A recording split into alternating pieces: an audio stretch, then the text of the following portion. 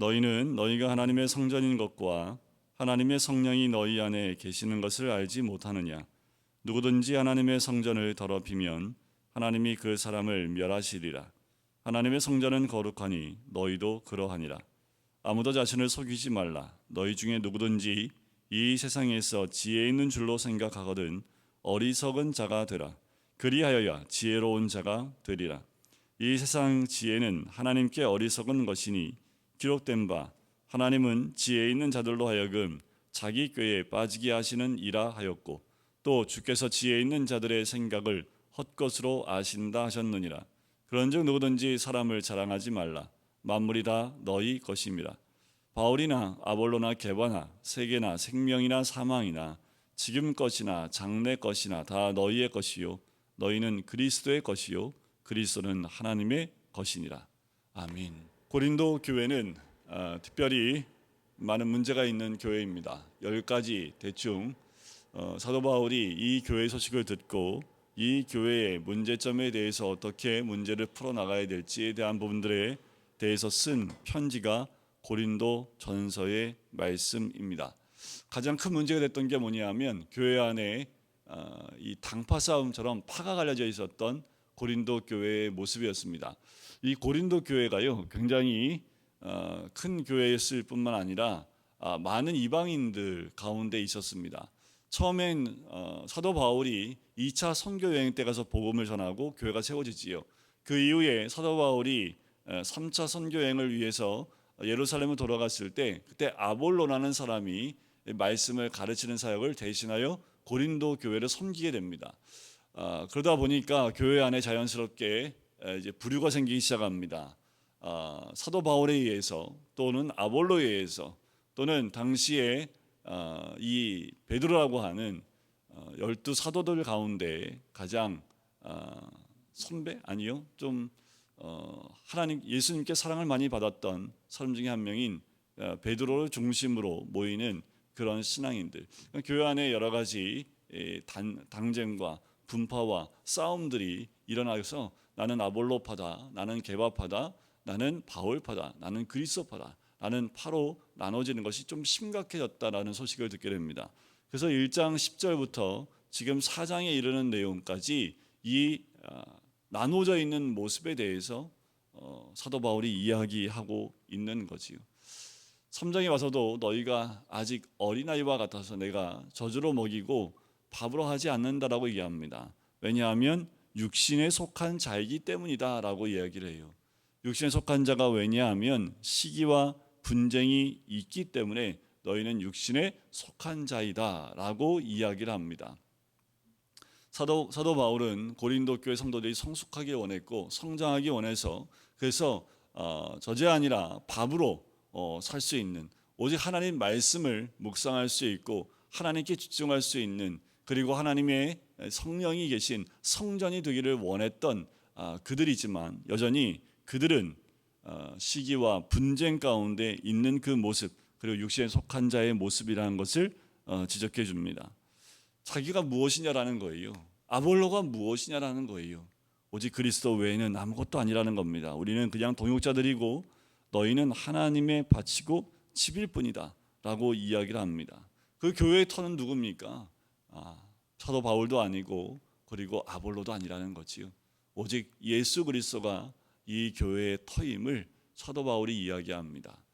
그러면서 너희가 하나님의 성령이 있기에 너희는 하나님의 성전이다 라고 이야기를 해요. 여러분 우리에게 뭐가 있냐 어떤 것으로 가득 차 있느냐에 따라서 그 모습이 드러나게 되어 있습니다. 요즘에 사람들이 뭘로 채워져 있을까요? 최근에는 이 코로나로 인해서 건강에 대한 것으로 가득 채워져 있겠지요. 또 사람마다 자기들이 생각하는 여러 가지로 우리의 내면을 채우고 있습니다. 우리가 무엇으로 채워져 있냐에 따라서 그 모습이 겉으로 드러나게 되어져 있습니다.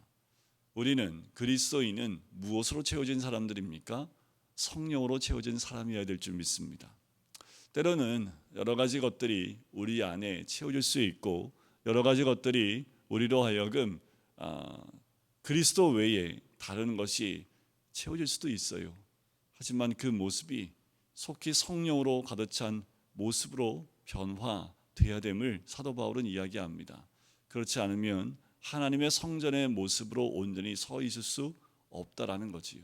여러분들, 우리 한 사람 한 사람이 하나님이 함께 계시는 하나님의 성전인 줄 믿습니다. 하나님의 성전, 그 성전은 우리가 그 성전을 더럽히면 하나님이 그 사람을 멸하리라 라고 17절에 이야기해요. 하나님의 성전을 더럽힌다는 말은 여러분들 각주에 보면 더럽힌다는 것은 멸한다 라고 되어져 있습니다. 그러니까 누구든지 하나님의 성전을 멸하면 하나님이 그 사람을 멸하시리라 라고 이야기하는 거예요. 여러분들, 우리가 예수 그리스도를 믿음으로 우리 안에 성령이 들어와 계십니다. 그래서 우리가 성전이 되었어요. 이제 우리의 몸과 우리의 영은 하나님이 함께 하시는 영이 되었기에 하나님의 성전의 모습으로 서 있는 자들이라는 거예요. 매일매일의 삶이 하나님과 동행하는 하나님의 영이 함께하는 자가 된다라는 거지요. 그러니까 이 안에 주인이 누굽니까? 더 이상 내가 아니라는 겁니다. 이 내 지혜나 세상 것으로 내가 살아가는 것이 아니라 이제는 하나님에 의해서, 성령에 의해서 살아가는 자가 되어야 된다라는 거지요. 예수 그리스도의 믿음과 동시에 우리는 주종 관계가 바뀝니다. 내가 주인이 아니라 예수 그리스도가 내 삶의 주인이라는 것을 고백하는 거지요. 그러니까 매일의 삶 가운데 우리는 주를 위한 삶을 사는 것, 그것이 바로 하나님의 성전을 더럽히지 않고 멸하지 않는 모습이라는 것을 이야기합니다. 그러니 하나님의 성전이 우리 안에 시기와 분쟁이 있으면 되겠냐라는 거예요. 우리 성전의 기초는 예수 그리스도인데 다른 것으로 기초를 삼으면 되겠냐라는 거지요.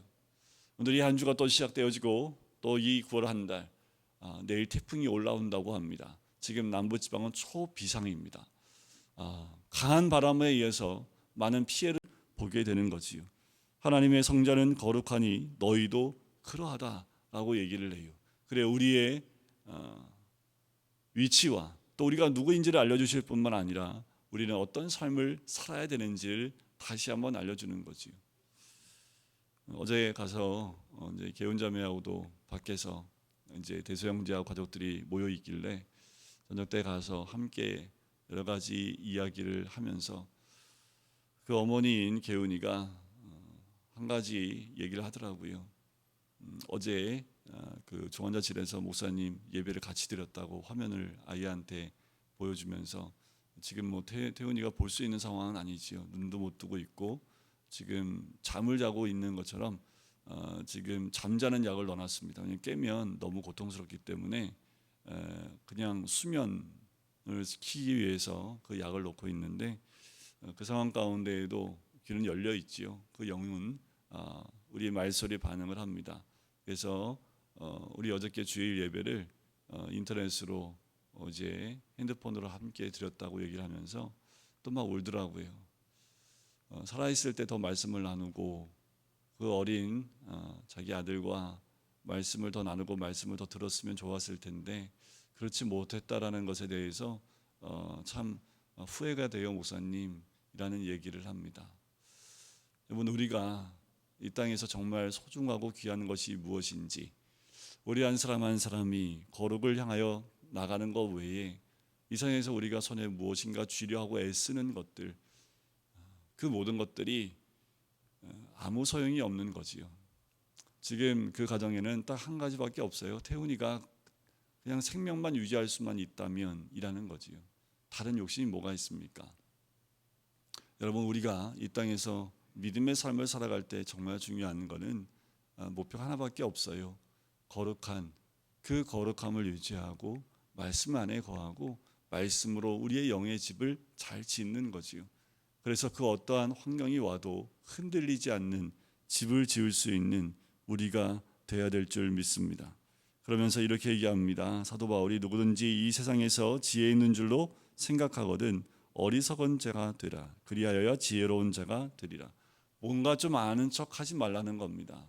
너희가 뭘 많이 아는 것처럼 얘기하지 말라는 거예요. 아마도 고린도 교회에 성도들 가운데 유대인들보다는 이방인들이 많은데 이 도시는 항구 도시입니다. 동과 서를 연결하는 그 중추 역할을 하기 때문에 굉장히 많은 사람들이 오고 가는 도시가 이 고린도라는 도시입니다.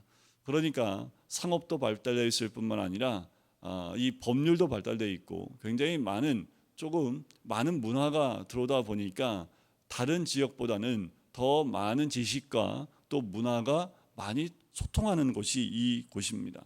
그러니까 많은 세상적 지혜를 가진 자가 많았겠지요. 그리고 그 지혜를 자랑하는 자가 아마도 있었던 것 같아요.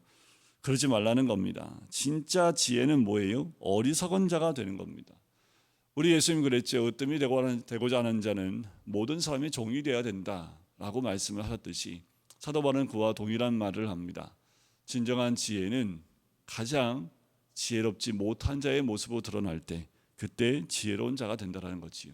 자기의 지혜를 세상에 드러나려고 하는 그 모습보다 지혜롭지 않은 어리석은 자가 되는 것처럼 그렇게 겸손한 자가 진짜 지혜로운 자임을 이야기합니다. 세상 지혜요, 하나님께는 다 어리석은 것뿐이다 라고 얘기합니다. 너희가 세상 지혜로 살고자 하느냐? 다 어리석은 거라는 거예요. 하나님께는 다 어리석은 것이기 때문에 세상의 지혜를 가지고 교회에서 살아가려 하지 마라. 교회는 하나님의 지혜인 말씀 외에는 없다라고 말씀해 주고 있는 거지요. 그런데 누구든지 사람을 자랑하지 말라라는 거지요. 이들이 계속해서 나는 누구 편에 있다, 나는 누구 편에 있다, 난 누구에게 말씀을 배웠다, 나는 누구를 통해서 복음을 전해드렸고 나는 누구한테 세례를 받았다, 이런 것이 자랑거리가 되었지요. 여러분들 진정한 자랑이 뭐가 되어야 되겠습니까? 우리가 가지고 있는 것, 소유한 것, 어디에 속한 것이 우리의 자랑거리가 되면 안 되겠지요. 우리의 자랑은 오직 예수 그리스도밖에 없습니다. 이 세상에 속한 모든 것들을 다 우리에게 주셨는데 바로 우리는 그리스도의 것이지요. 그리스도는 또 하나님의 것임을 이야기합니다. 우리가 자랑해야 될 것은요, 딱 하나입니다. 바로 예수 그리스도인 줄 믿습니다. 그러면 우리에게 보내준 그 사도 바울이나 아볼로는 누구입니까? 4장 1절에 보면 그리스도의 일꾼이라고 이야기합니다. 여기서 일꾼은 어떤 의미냐면 원어에 비춰서 보면 고린도라는 도시가 항구 도시라고 그랬지요. 많은 배들이 오고 갑니다. 그래서 일꾼이라는 단어는요, 배 밑창에서 노를 젓는 사람을 얘기합니다. 그러니까 지금 우리가 다 누구라는 거예요? 그냥 배 밑창에서 노를 젓는 사람들 뿐인데 왜 우리를 자랑하고 있느냐라는 거예요. 하나님 보내신 일꾼은 그냥 배 밑에서 노를 젓는 것 그 이상도 그 이하도 아닌 사람들인데 그들을 왜 자랑하는 거예요? 우리가 하는 것은 뭐냐 하면 하나님께서 우리에게 맡기신 그 비밀을 맡은 자로 우리는 그냥 충성만 다하는 자들 뿐인데 왜 우리를 자랑하고 있느냐라는 거지요. 우리가 자랑할 것은 오직 예수 그리스도밖에 없습니다. 우리가 드러내야 될 것은 오직 예수 그리스도밖에 없습니다. 우리의 지혜가 아니라 말씀의 지혜를 이 땅 가운데 드러내서 우리가 하나님의 성전인 모습을 이 땅 가운데 드러낼 때 하나님의 은혜와 또 인도하심이 우리 성도님들 한 분 한 분을 인도해 주실 줄 믿습니다. 우리의 삶이 이제 이 코로나 이후에 또 어떠한 것들이 우리를 향하여 준비되어 있는지, 세상은 정치로 인해서 분열되어져 있고 나눠져 있는 이때에 우리는 어떤 모습으로 이 땅 가운데 살아가야 될지 오늘 말씀 통해서 분명히 우리에게 알려주고 있는 거지요. 우리는 나눠질 사람이 아니라 하나가 될 사람들이고 하나님의 성전으로서 이 땅 가운데 살아가야 될 사람들인 줄 믿습니다. 우리는 어느 곳에 있든지 주를 경외하며 주의 이름을 높여주는 하나님의 사람이 되는 줄 믿습니다.